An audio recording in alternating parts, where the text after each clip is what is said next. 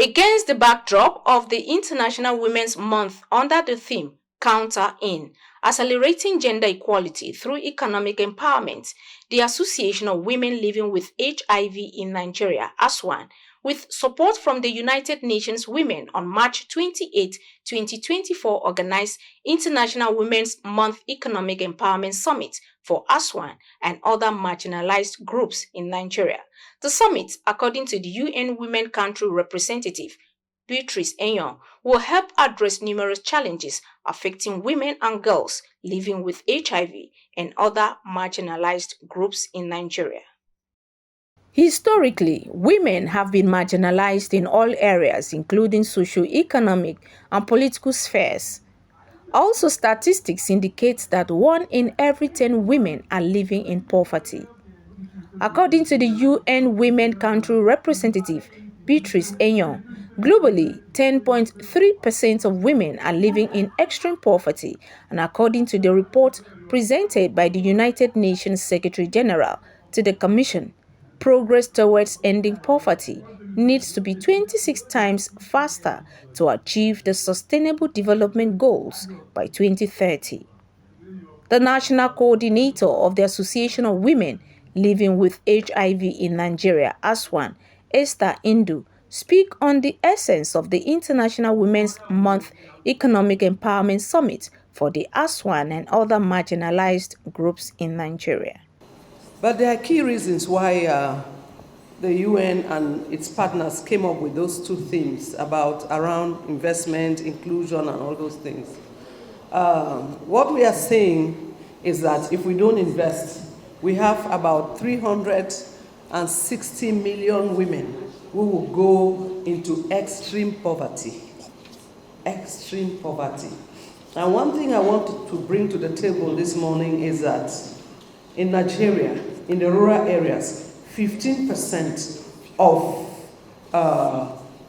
households are led by women. So this summit is put together to ensure that our voices are heard, so that we express our feelings, our pains, and also call for the meaningful individuals, Nigerians, our leaders, to come to our aid.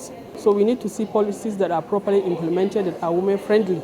And also we need a platform whereby we can contribute our quota in the society. The keynote speaker, Otive Puso, said to promote inclusive economic growth and development for marginalized groups, it is imperative to look at the gender gap and impact of exclusion on society.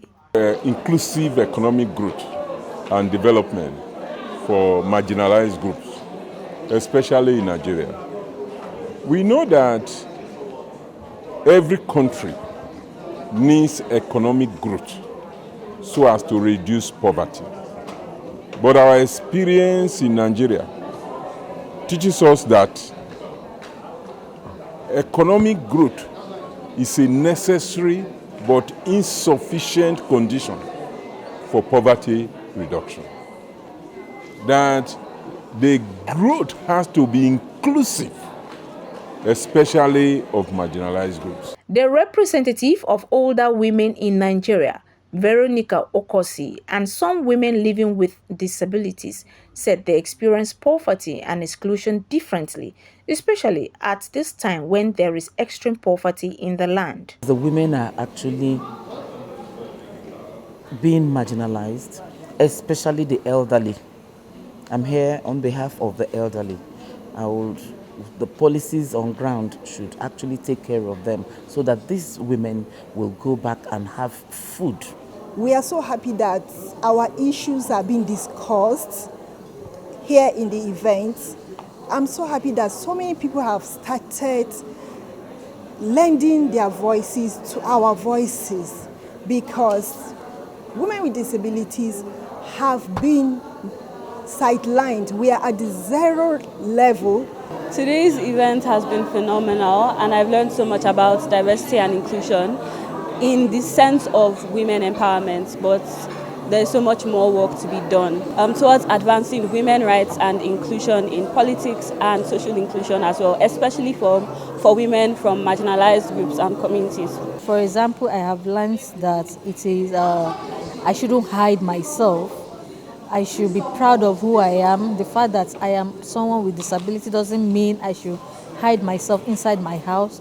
I shouldn't also ignore people. With the theme Promoting Inclusive Social Economic Growth and Development, a catalyst for reducing vulnerability and poverty among marginalized groups. Speaking from this standpoint, observers say social exclusion is a huge challenge the world over, but studies have shown that when women are empowered, the entire society benefits.